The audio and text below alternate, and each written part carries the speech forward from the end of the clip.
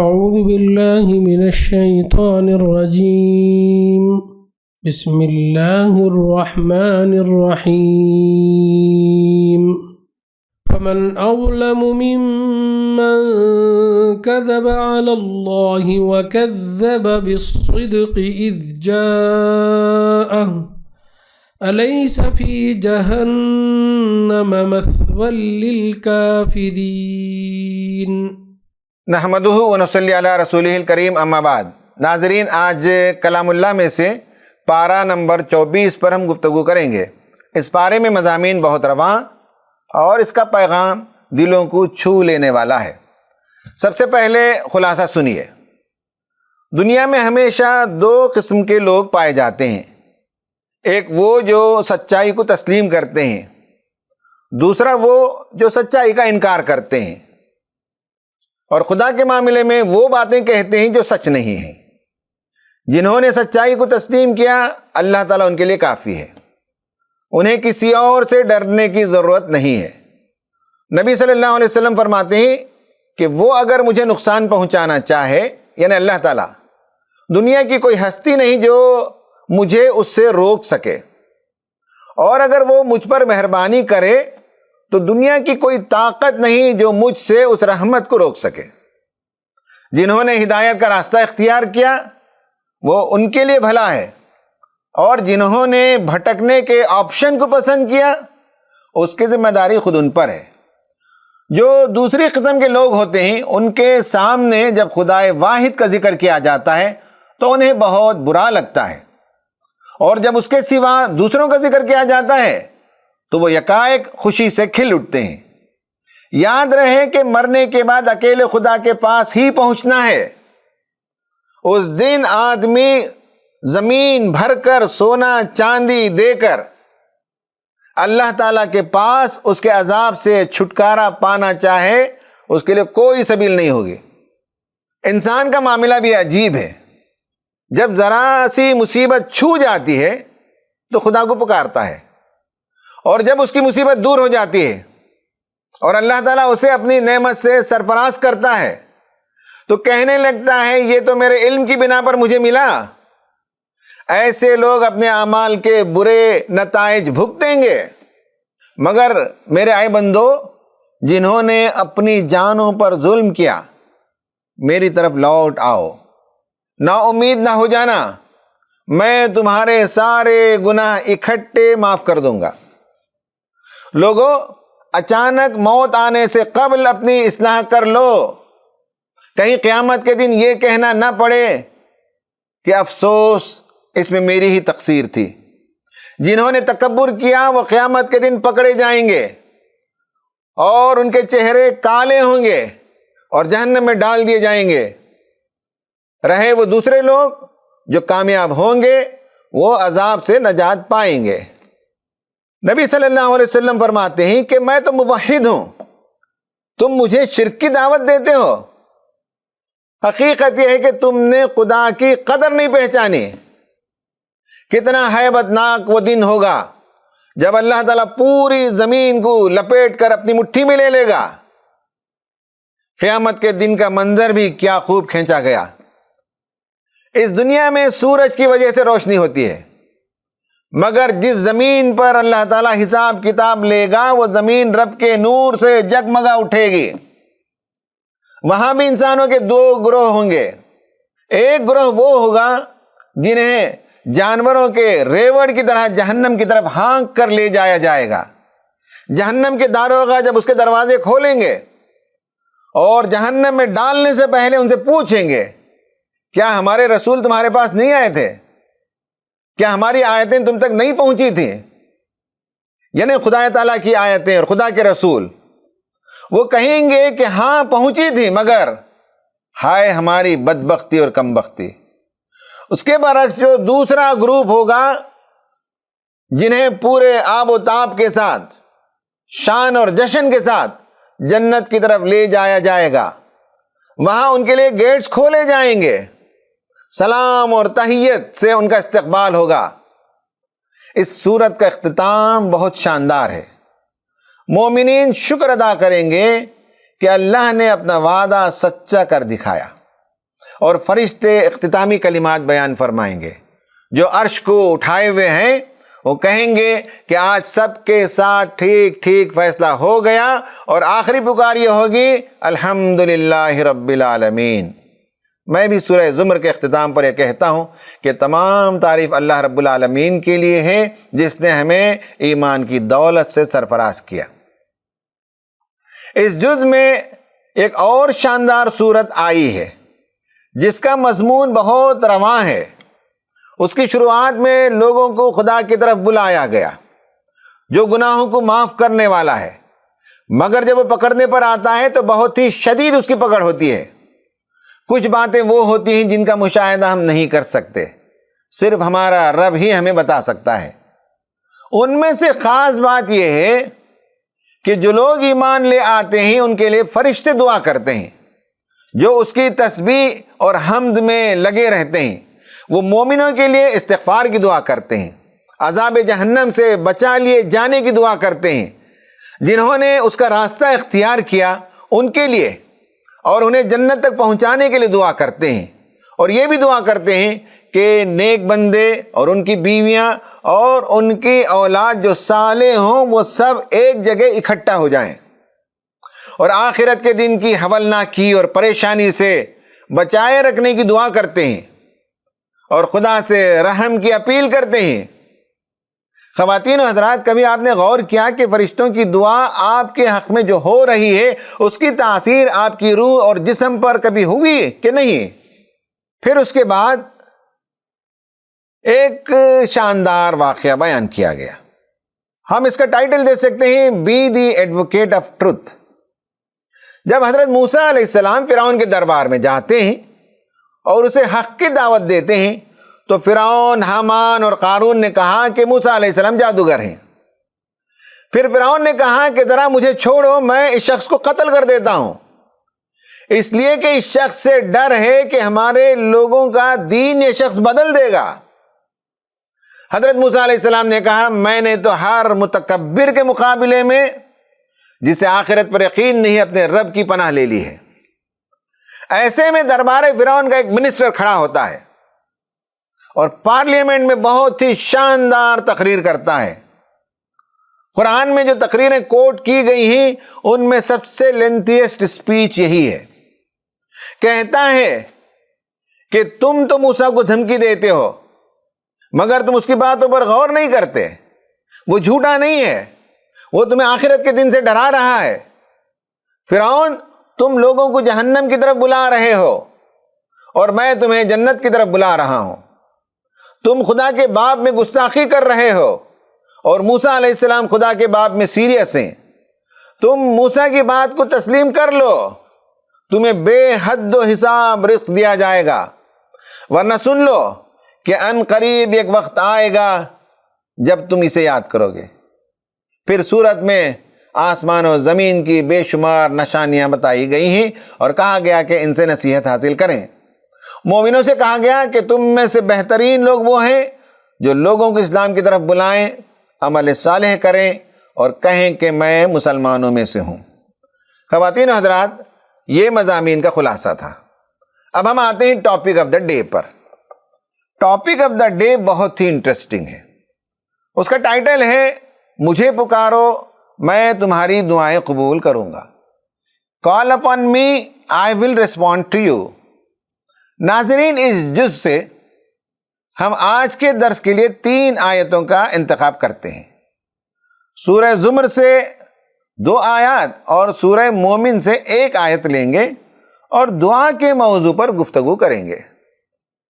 سورہ زمر میں آیت نمبر 53-54، اس میں کہا گیا قل یا عبادی الذین اسرفوا علی انفسہم لا تقنطوا من رحمت اللہ ان اللہ یغفر الذنوب جمیعا انہ هو الغفور الرحیم وانیبوا الی ربکم واسلموا له من قبل ان یأتیکم العذاب ثم لا تنصرون۔ اے نبی صلی اللہ علیہ وسلم، کہہ دو کہ اے میرے بندو جنہوں نے اپنی جانوں پر زیادتی کی ہے، اللہ کی رحمت سے مایوس نہ ہو جاؤ، یقیناً اللہ تعالیٰ سارے گناہ معاف کر دیتا ہے، وہ تو غفور اور رحیم ہے۔ پلٹ آؤ اپنے رب کی طرف اور مطیع بن جاؤ اس کے قبل اس کے کہ تم پر عذاب آ جائے اور پھر کہیں سے تمہیں مدد نہ مل سکے۔ پھر سورہ نمبر 40 آیت نمبر 60، وَقَالَ رَبُّكُمُ ادْعُونِي أَسْتَجِبْ لَكُمْ إِنَّ الَّذِينَ يَسْتَكْبِرُونَ عَنْ عِبَادَتِي سَيَدْخُلُونَ جَهَنَّمَ دَاخِرِينَ۔ تمہارا رب کہتا ہے مجھے پکارو، میں تمہاری دعائیں قبول کروں گا۔ جو لوگ گھمنڈ میں آ کر میری عبادت سے منہ موڑتے ہیں ضرور وہ ذلیل و خوار ہو کر جہنم میں داخل ہوں گے۔ ناظرین، جس طرح سے بارش کی ایک ہلکی پھوار سے مردہ زمین لہلہا اٹھتی ہے، اسی طرح ہمارے دل جب گناہوں کی وجہ سے بنجر ہو چکے ہوں تو یہ آیتیں ہمیں امید دلاتی ہیں، دل کی مایوسی دور کرتی ہیں، اور جب بندہ خدا کی طرف پلٹتا ہے، گڑ گڑاتا ہے، دعائیں کرنے لگتا ہے تو اس کے دل کے اندر ایک بہار آ جاتی ہے اور اس کی زندگی کی کایا پلٹ جاتی ہے۔ آج دنیا میں لوگوں کی بڑی تعداد ایسی ہے جو مایوس ہیں، غمگین ہیں، ہوپلیس ہیں۔ لوگوں نے زندگی میں جو گناہ کیے ہیں اس کی تلخیاں انہیں ستاتی ہیں، خدا کے حضور بھی جو گستاخیاں انہوں نے کی ہیں ان کا ضمیر انہیں کچوکے دیتا ہے۔ ہم مجلس میں لوگوں کے چہروں سے ان کے دل کی کیفیت کو نہیں پہچان سکتے، مگر وہ جانتے ہیں اور اللہ جانتا ہے۔ اسلام کے نزدیک مایوسی کفر ہے، اس لیے مایوسی سے نکالنا اسلام کا کام ہے۔ جو گناہوں کی وجہ سے سمجھتے ہیں کہ we have reached a point of no return, یعنی ہم ایک ایسی جگہ پہنچ گئے کہ اب ہماری زندگی کے اندر تبدیلی واقع نہیں ہو سکتی، یہ تصور انہیں مایوس کر دیتا ہے۔ ان کے لیے بھی توبہ اور دعا کا دروازہ ہمیشہ کھلا ہے۔ انسان کے پاس معصیت اور گناہ کا کتنا ہی بڑا ذخیرہ کیوں نہ ہو، اس آیت میں اسے خدا کی طرف واپس لوٹ آنے کی دعوت عام دی گئی ہے۔ جو لوگ بدکاریوں کی وجہ سے بہت دور چلے گئے ہوں اور مایوس ہو گئے ہوں، ان کے لیے اچانک یہ آیت ایک ٹھنڈی ہوا کے جھونکے کی مانند ہے۔ بندہ کبھی خدا کے حق میں کوتاہی کر دیتا ہے، کبھی بندوں کے حقوق مار لیتا ہے، اور کبھی خود اپنی ذات میں گناہوں کی وجہ سے اپنے ذات کا حق ادا نہیں کر پاتا۔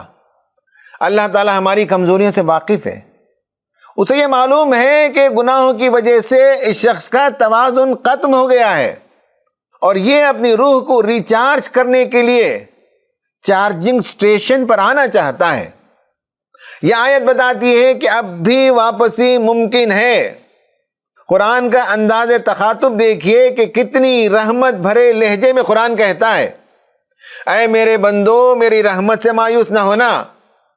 یہ ویسا ہی ہے جیسے ایک بھٹکا ہوا بیٹا جب گھر واپس لوٹ کر آتا ہے تو باپ بہت خوش ہو جاتا ہے۔ حدیث میں آیا ہے کہ جب بندہ خدا کی طرف لوٹ کر آتا ہے تو اللہ تعالیٰ بہت خوش ہوتا ہے، اس آدمی کی طرح جس کا سفر کے دوران ساز و سامان گم ہو گیا ہو اور پھر مل گیا ہو۔ حضرت عیسیٰ علیہ السلام نے بلیغ انداز میں خدا کی طرف لوٹنے کی ترغیب دی۔ لیوک چیپٹر 11 ورسز 15 to 32، اس میں ایک خوبصورت کہانی سنائی گئی ہے۔ ایک باپ تھا، اس کے 2 بیٹے تھے، ان میں سے جو چھوٹا لڑکا تھا وہ اپنے باپ سے اپنے حصے کی دولت لے کر کہیں دور چلا گیا، اور اس کہانی کا نام ہے دی پروڈیگل سن، یعنی مصرف بیٹا، شاہ خرچ بیٹا یا اڑاؤ مزاج کا بیٹا۔ وہ باپ سے پیسے لے لیا، دولت لے لیا اور چلا گیا۔ وہاں جانے کے بعد اس نے شاہ خرچی کی، خوب پیسے اڑائے۔ ایک دن کنگال ہو گیا اور وہ دانے دانے کو ترسنے لگا۔ سوچتا تھا کہ کیا میں گھر لوٹ کر چلا جاؤں، میرے گھر میں تو اتنا کھانا پانی ویسٹ ہوتا ہے، نوکر چاکر کھانے کے بعد بھی جو کھانا بچ جاتا ہے بس وہ مجھے مل جائے تو میری زندگی گزر جائے گی۔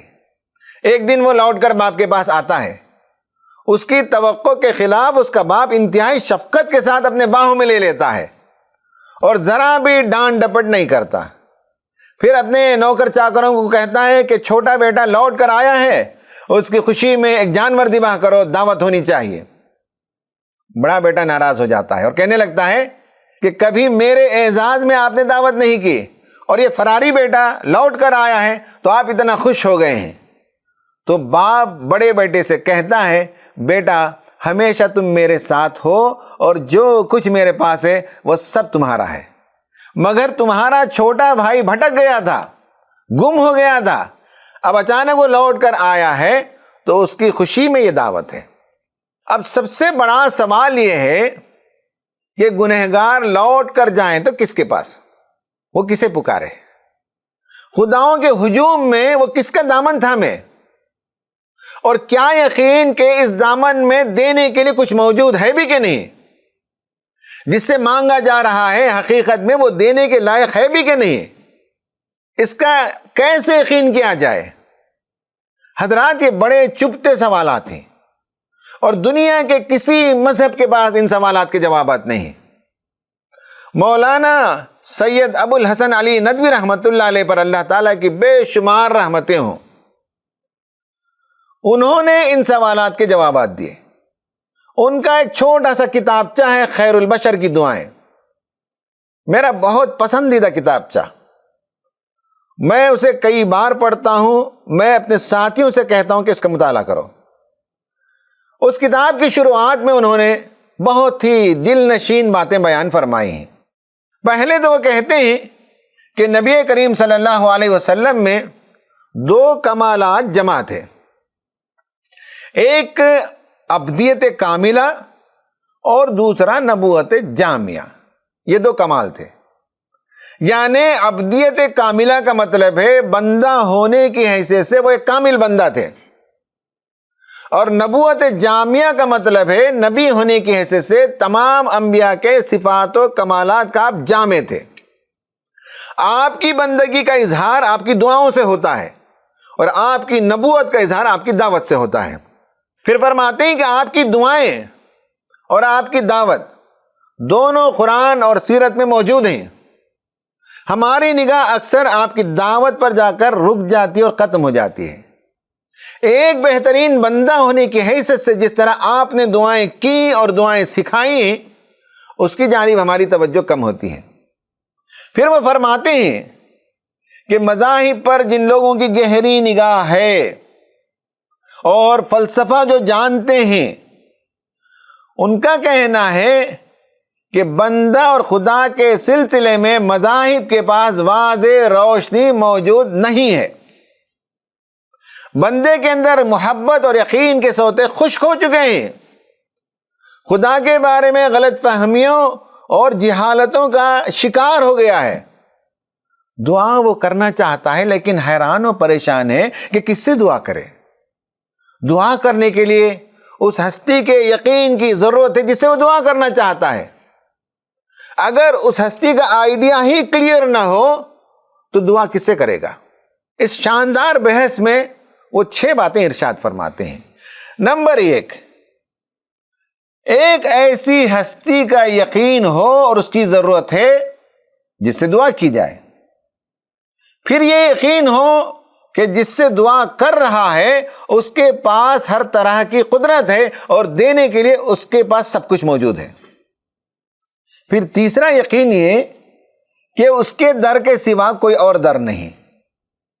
چوتھا یقین یہ ہو کہ وہ خود بھی دینا چاہتا ہے اور اس کی محبت، رحمت، بخشش، عطا، احسان، انعام، یہ سب اس کی خاص صفات ہیں۔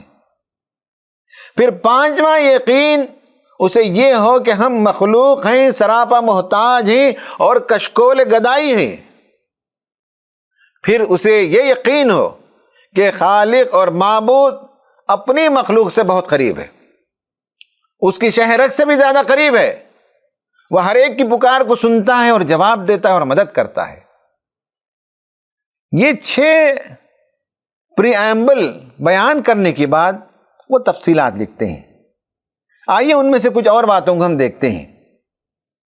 اگر بندے کو اس ذات سے متعلق اور اس کی صفات کے متعلق کوئی علم نہ ہو جس سے وہ سوال کرنا چاہتا ہے اور مدد مانگنا چاہتا ہے، تو پھر کس یقین کے ساتھ وہ پوچھے گا؟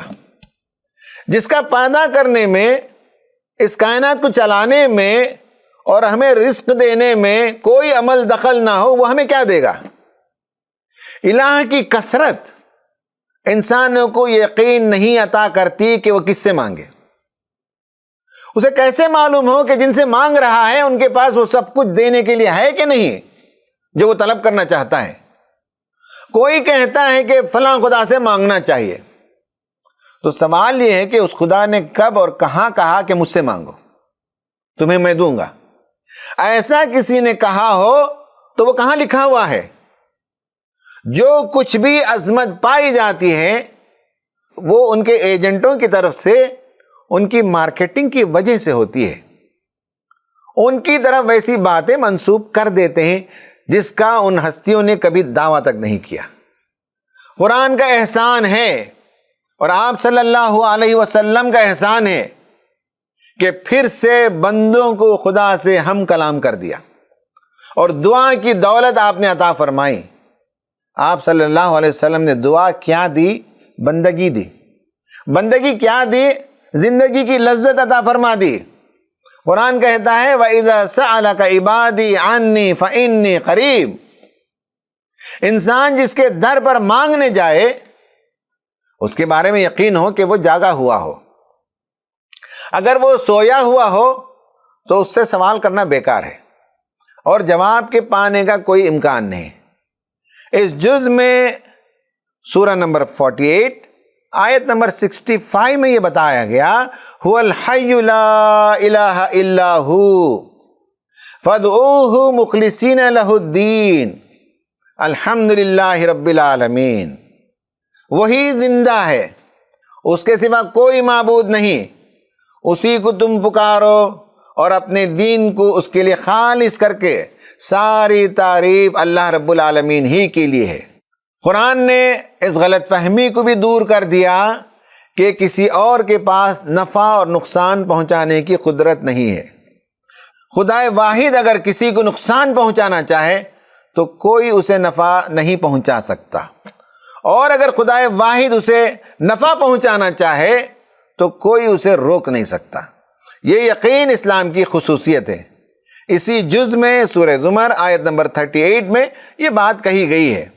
پھر اس جز میں قرآن صرف یہ واضح نہیں کرتا کہ بندہ اپنے مالک سے دعا کر سکتا ہے، بلکہ قرآن نے کہا کہ دعا خدا کو مطلوب ہے، وہ اس سے خوش اور راضی ہوتا ہے، اور جو دعا نہیں کرتے ان سے سخت ناراض ہوتا ہے۔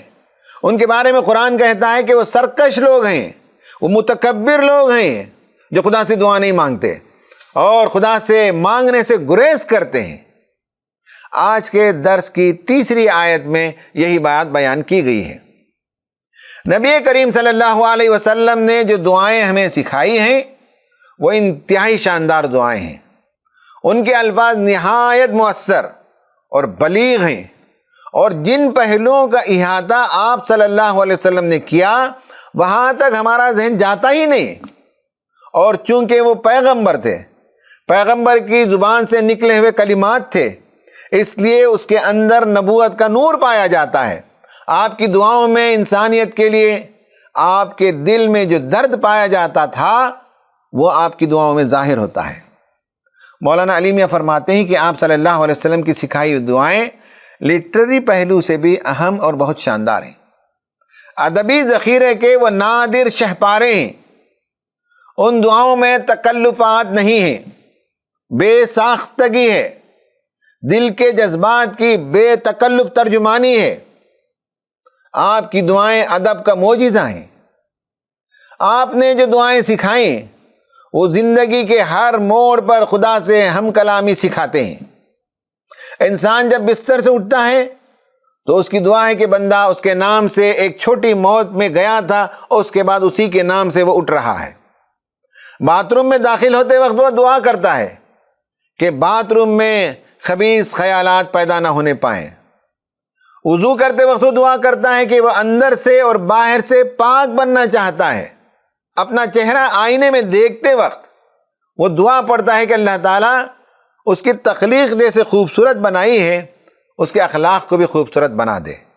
باتھ روم سے نکلتے وقت وہ دعا کرتا ہے کہ رب تیرا شکر ہے، پیٹ میں ایک اذیت تھی، وہ اذیت دور ہو گئی۔ فجر کی نماز کے لیے گھر سے نکلتے وقت دعا کرتا ہے کہ اللہ تعالیٰ اس کے قلب میں، سماعت میں، بصارت میں اور اس کے چار جانب نور ہی نور عطا کرے، تاکہ اس کی سوچ میں نور ہو، اس کی باتوں میں نور ہو، اس کے ہر قدم میں نور ہو۔ مسجد میں جب داخل ہوتا ہے تو دعا کرتا ہے کہ اے رب تیری رحمت کے دروازے میرے لیے کھول دے اور مجھ پر تیری رحمت انڈیل دے۔ فجر کی نماز پڑھ کر جب مسجد سے باہر نکلتا ہے تو دعا کرتا ہے کہ یا رب اب میں دنیاوی کاموں میں مشغول ہوتا ہوں، مجھے تیرا فضل چاہیے۔ غرض زندگی کا کوئی گوشہ نہیں جس میں نبی محترم نے ہمیں دعا نہ سکھائی ہو۔ افسوس کی بات یہ ہے کہ ہماری نئی نسل بھی ان سب چیزوں سے ناواقف اور اس کی لذت اور سرور سے نا آشنا ہوتے ہیں۔ ہمارے جو وطنی بھائی ہیں ان کو یہ معلوم ہونا چاہیے کہ دعا دراصل اضطراری صورتحال میں، اینکشیس کنڈیشن میں، جب انسان ہر طرف مسائل میں گھر جاتا ہے اور پھنس جاتا ہے تو اس وقت خدا کو پکارنے کا نام عربی زبان میں دعا تھا۔